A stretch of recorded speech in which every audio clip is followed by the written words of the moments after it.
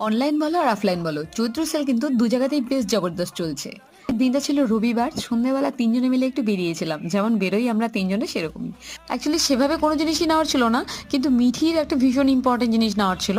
সেটা আমরা হন্নি তন্নি হয়ে পুরো টাউন খুঁজে নিলাম, কিন্তু কোথাও খুঁজে পেলাম না। শেষে আমরা চলে গেছিলাম জুডিওতে, সেখানেও আমরা পাইনি।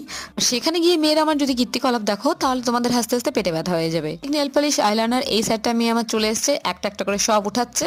আর যেখানে বিলিং হয় সেখানে নিয়ে সোজা চলে যাচ্ছে, সেখানে গিয়ে ও বিল করবে, ওইটা নাকি বাড়িতে নিয়ে যাবে। তারপর এটা ধরে টানাটানি করছে, ওটা ধরে টানাটানি করছে, এর পিছন ধরে চলে যাচ্ছে, ওর পিছন ধরে চলে যাচ্ছে। যা করেছে আজকে ও আমাকে একদম পুরো পাগল করে দিয়েছে।